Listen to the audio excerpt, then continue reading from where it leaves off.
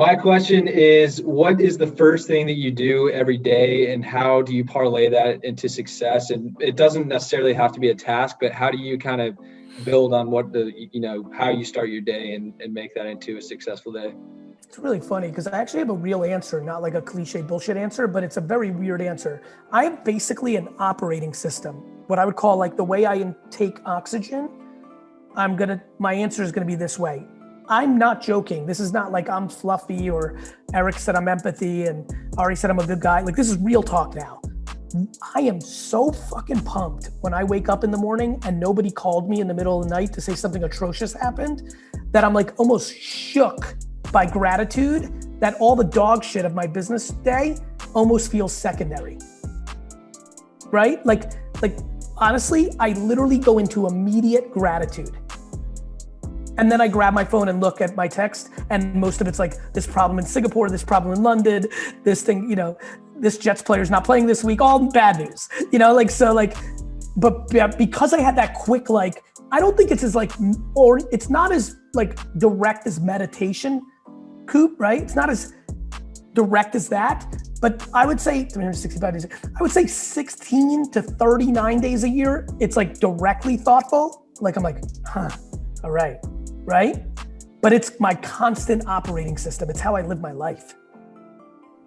Gotcha. And just, coping with the bad stuff, do you just kind of put yourself into a mental state where you can handle that and continue to operate while thinking about the good things and using your successes to kind of trump all that? When I'm most struck, right now I have a crazy situation where there's a $10 million delta between a 4-year client at VaynerMedia where I was anticipating something and they're coming in at that level, and it's devastating. It's bad for us. We're a small company.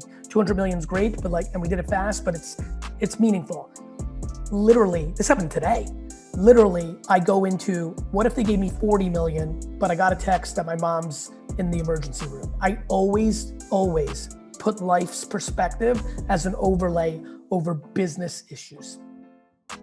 What's been your most effective way to find motivation in time of either feeling stagnant or maybe feeling uninspired or stuck?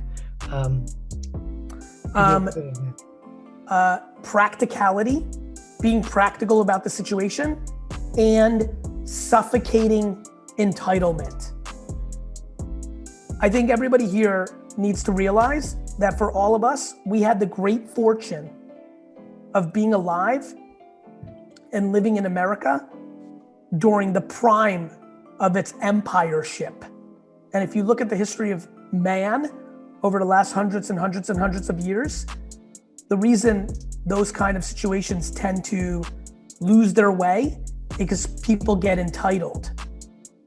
People are crying about things that people would literally love to have just 100 years ago. I mean, there's been harder times than COVID. We are soft because we're an empire. And I think when you understand that and take a step back, you can get a lot more grateful and realize this will evolve. And the perspective one deploys against time like this really matters. Instead of being upset for what you don't have, let's be happy for what you have. A lot of people died during this pandemic. If you or someone you love didn't, that's already a huge win. Next, a lot of you have rekindled your relationships with your children or your plus ones. Others have learned that their plus ones might not be for them in the long term, and the fact that you weren't around each other all the time is why it was sustainable. And as much as that may hurt and may sound silly, it's a real gift to realize that, and then hopefully both of those individuals can go and become happy. There's a lot of great things that have happened here. I also want to remind everybody that had COVID started 2 months earlier, Kobe Bryant would probably be alive for 50 more years. There was a lot of people destined to die in a traffic accident over the last year that lives were saved because they were stuck in their home. To me, this is glass half full versus glass half empty, and that's how I approach these kind of conversations.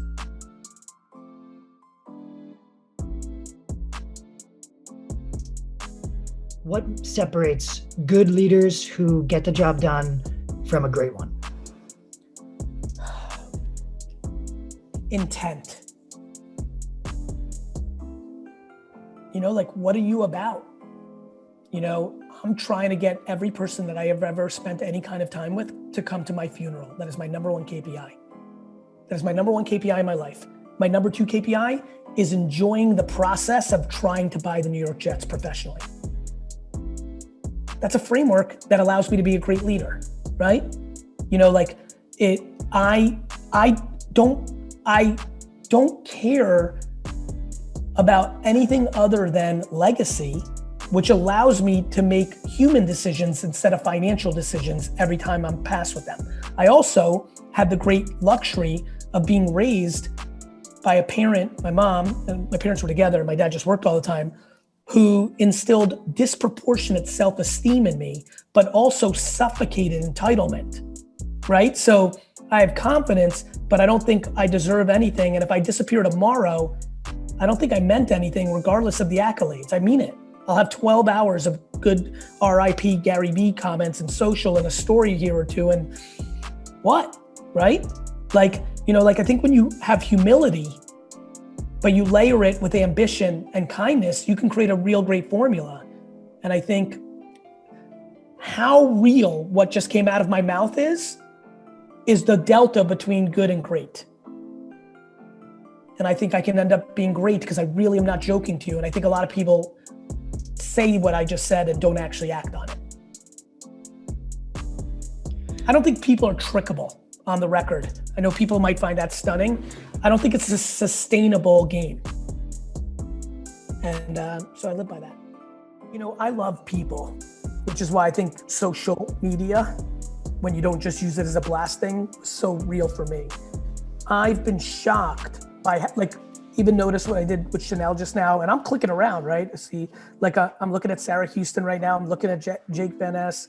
I'm looking at Randy S. I'm looking, right? Because I need human interaction. I've been blown away. Paul B's in the building. I've been blown away by how much I can feel y'all in this format. It's not 100, but it's fucking 96. And in that 96, it's gonna change a lot of things for me, right? I'm gonna be much more efficient with meetings. I play in VIP life. I'm trying to get to dinner with a CEO to make things happen. Sometimes that takes me and her 9 months to lock in. That's easy now on Zoom over a glass of wine. I mean, my business development has changed forever. I'm gonna be far more efficient using the internet, go figure, to win that game, because now everyone's used to Zoom life. And I think this mixed world of Zoom life and real life is very real now. And I think that that's gonna be the biggest change, how I manage my time, because I'm gonna be able to use virtual as a weapon to be more efficient. No more waking up at 4:30 in the morning for one meeting in Chicago on a 6 a.m. flight for a 12:30 in Chicago and flying back at 6. That's fucking stupid. And that's gonna be pretty cool, which will lead to incredible impact. More time with my kids. I'm gonna catch more basketball games at 4:30 because I'm in the city and not in Chicago. Just more efficiency. I'm ecstatic. As sales reps, let's look at that specifically as the lens. How do you continue to be authentic and genuine, but also need to drive revenue for your company? By quitting if you don't believe in what you're selling.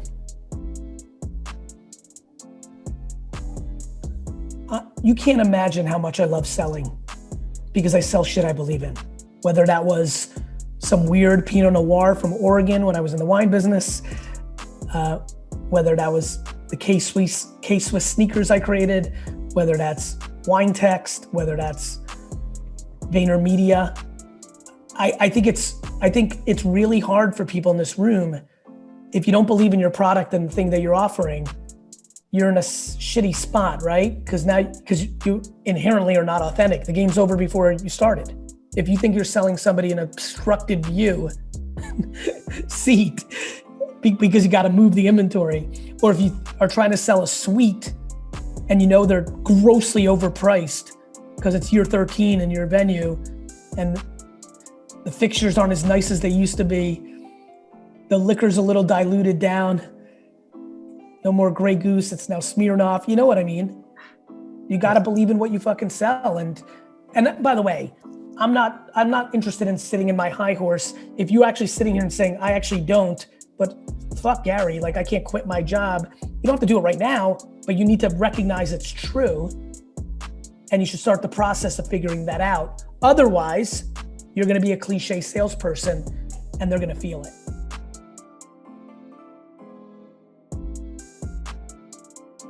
So, what advice would you give us on how to build authentic client relationships without coming off as phony? I like to tell people the truth, right? So if you came to me and I was the DC wine business, right? And you're like, look, I'm trying to get your business. I'm like, I respect that. I'm like, let's talk about it. Hey, I'm about the skins and I want to be on the field and you're going to trick me with that. And that's going to be the real hook why I buy that bullshit $80,000 sponsorship. But can you make it worth for my business a little bit better? Just real. It works. And by the way, you're talking to somebody at 13 who was more full of shit than anybody I've ever met. I had a lot of gift of gab. I was a raw street kid that came from nothing and I was just trying to win. But so I know what it looks like. And honesty and candor and ambition and kindness and listening's a beast. I'm so confusing to people because I talk so much.